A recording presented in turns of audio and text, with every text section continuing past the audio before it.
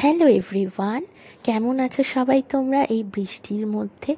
আমি ভালোই আছি, আশা করি তোমরাও ভালো আছো সবাই। দেখেছো আজকে একটু সাজুগুজু করে বেরিয়ে পড়েছি। কোথায় বেরিয়েছি বলো তো? আমার ড্রেসটা দেখে কি বুঝতে পারছো কোথায় যাচ্ছি? তাহলে বলেই দিই, আজকে যাচ্ছি হচ্ছে দক্ষিণেশ্বরে। অনেক দিন অপেক্ষার পর, মানে অনেক দিন ধরে ইচ্ছা করছে দক্ষিণেশ্বর যেতে। আজকে হঠাৎ করে দুপুর 12টার সময় বসে বসে গল্প করছি যখন, হঠাৎ করে বাবাইকে বললাম যে যাবে আজকে একটা জায়গায় নিয়ে। তো ও তখন বলছে যে কোথায় যাব। তো তখন আমি বললাম চলো না একটু দক্ষিণেশ্বর থেকে ঘুরে আসি, আজকে একটু পুজো দিয়ে আসবো। আগেও একদিন এসেছিলাম কিন্তু পুজোটা দেওয়া হয়নি। তো তাই জন্য মমকেও বলেছি আমাদের সাথে যেতে। আমরা 4জন যাচ্ছি, তার সাথে যাচ্ছে মম।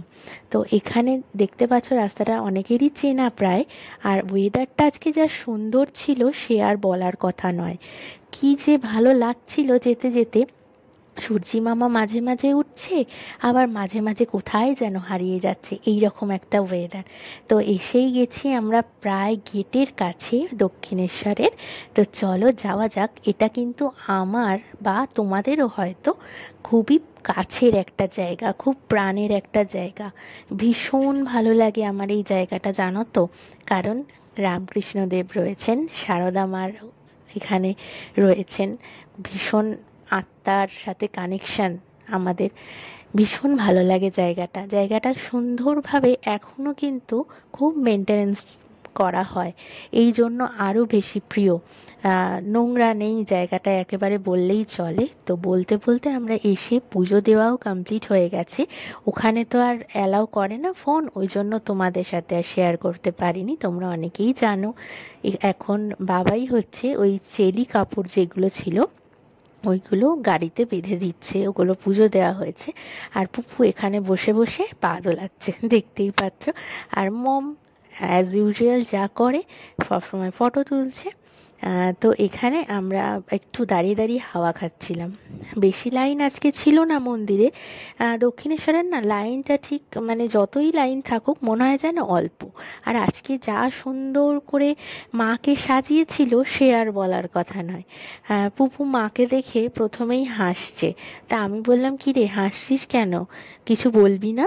তারপরে নমস্কার করলো মাকে, জানো তো। তো এখন আমরা যাব হচ্ছে একটু সোদপুরের দিকে। সোদপুরে চাটা না খেয়ে বাড়ি গেলে ঠিক মনে হয় কি একটা অসম্পূর্ণ রয়ে গেল। যেখানেই বেরাই চা, পাগল মানুষরা তো চা খাবেই। আর আমার মতো যদি কেউ হয়, মানে মনে হয় যে মগে করে চা খাই, এরকম পাগল আমি চা খাওয়ার, জানো তো। অনেকেই বলে যে চা খাওয়া কিন্তু একদম ভালো নয়, কিন্তু কি করব বলো তো তোমরাই, একদম পারি না চা ছাড়া। ওই জন্য চাটা খেয়ে তারপর বাড়ি যাব। এই যে বাবাই যখন জিজ্ঞাসা করলো যে কোন ভাঁড়ের চাটা নেব বলো তো, আমি বললাম ওই যে বড় যে সব থেকে ভাঁড়টা আছে ওই ভাঁড়েই চাটা আজকে খাবো। আজকে না, যখনই আসি তখনই আমি এই বড় ভাঁড়েই চাটা খাই। মমকে তাই বললাম যে আজকে তুই ওয়েটারের কাজটা করেই ফেল, চল চাটা নিয়ে চল, আমি পেছনে ক্যামেরা ধরে তোর সাথে সাথে যাচ্ছি, প্রমাণও তো রাখতে হবে নাকি ও কাজ করছে যে। তো এইবার এখানে দাঁড়িয়ে দাঁড়িয়ে আর একটা প্ল্যানিং হলো, কি বলো তো? প্ল্যানিংটা হলো যেতে যেতে জুডিওর একটা এখানে পড়ে খড়দা সাইডটায়। তো খড়দা না, এই সোদপুরের এই সাইডটাতেই জাস্ট। তো তাই জন্যই হাসাহাসি করছি আমরা যে একটা প্ল্যানিং শেষ হলো যেই আবার আর একটা প্ল্যানিং স্টার্ট হয়ে গেল এখান থেকে। তো এখন যাব আমরা জুডিওতে। কিচ্ছু কেনার নেই কিন্তু জুডিওতে গিয়ে, শুধু জাস্ট পুজোর আগে কালেকশানটা দেখে আসবো কীরকম, তারপরে ঠিক করব যে কিছু কিনবো না কিনবো না।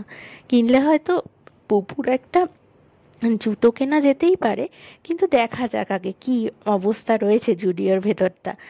খুব খুঁতখুঁতে মানুষরা না এটাই করে সব সময় আমার মতন। তো এখানে যে দেখেছো জুতোর কালেকশানের জায়গায় চলে এসেছি। বাবাই কিন্তু একটা জুতো হঠাৎ করেই নিয়ে নিয়েছে। এই ছিল আজকের ভিডিও।